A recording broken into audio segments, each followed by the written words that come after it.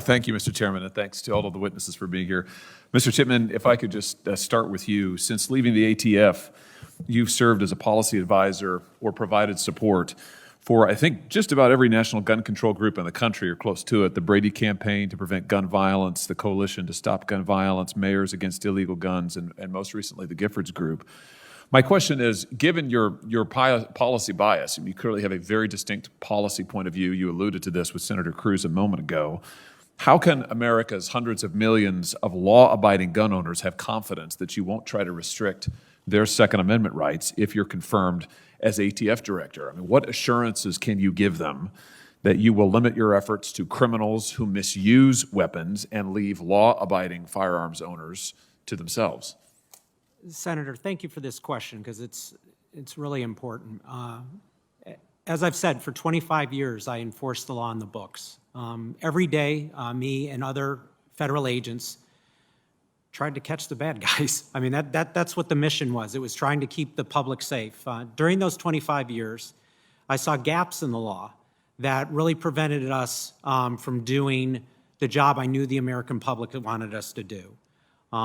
Look at that 25 years. I was not going wayward with law-abiding gun owners. I never received a complaint of that sort. And I'm prepared to return to that job. But my passion after leaving ATF was to make ATF and our enforcement of gun laws more effective to keep us all safe. I understand if I'm confirmed, I will have to earn the confidence and your respect and trust to keep doing that. Let me ask you about some of your work for the Giffords Group. In the landmark U.S. Supreme Court case, District of Columbia versus Heller, which was handed down when I was actually working at the U.S. Supreme Court, the Giffords Law Center that year, if memory serves, authored an amicus brief arguing that there is no individual right to own a firearm under the Second Amendment. The Supreme Court famously found otherwise. Do you share your employer's belief that the Second Amendment does not protect an individual right to keep and bear firearms? Thank you for your question, Senator. I do not. I'm a gun owner. I respect that the Supreme Court has recognized this right.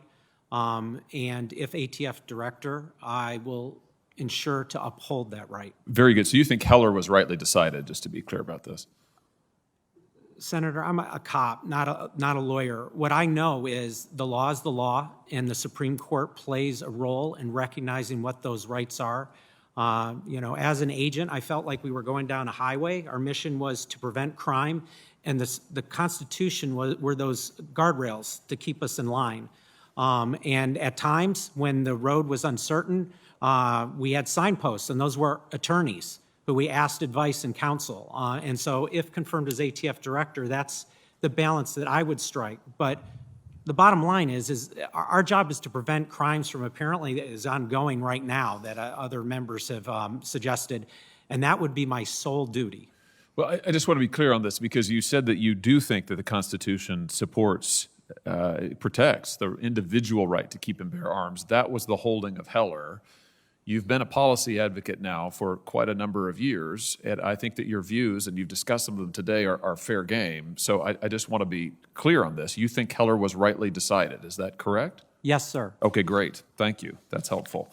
Let me ask you about something you said in 2012. In an interview, I think it was on MSNBC, you said that the Secret Service should not carry guns. You said their whole rule is to cover and evacuate, and you went on to say possibly we need to think of strategies like that in schools.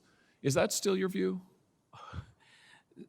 Senator, I trust that you have and your staff have actually picked something I've said. I do not believe I ever said that. I might have said this, which is I was trained to work with the Secret Service, and I have observed that part of that training is that you have to get your body in between you and the person you're protecting, and you often don't have the opportunity to even draw your gun. That is something that I would say. I have never advocated that the Secret Service should not carry guns, ever. Do you mean to suggest then that schools should have unarmed guards, that they shouldn't be able to protect students with firearms? I mean, I'm trying to understand the import of your comments. Senator, thank you for the question about schools. I mean, this is something that we've all debated and tried to figure out a solution to the mass violence we've seen in schools. We know how to keep buildings safe. I came in one today. I do not believe that the best approach is to arm people to win gunfights in schools. So you're opposed then to having armed guards in schools? You think that they shouldn't be armed?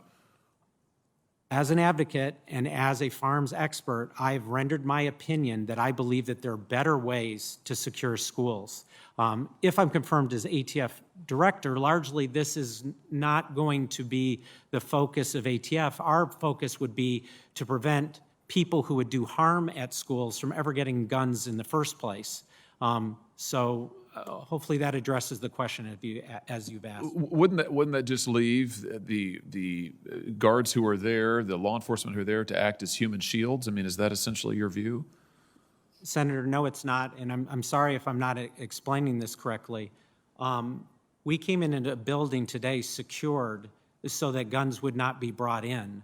I'm more a believer of hardening targets so that guns could never enter a school, so that armed people inside would not be faced with other armed people. So, metal detectors is something used in some schools, and I've suggested that that's a possible, view that states and localities will have to make for themselves. I do have some additional questions for you, which I'm happy to give to you for the record, as well as we'll give to you for the record your comments in that 2012 interview that I referred to and give you a chance to follow up more fully on that. Thank you, Mr. Chairman. Thanks, Senator Hawley. Senator Cotton.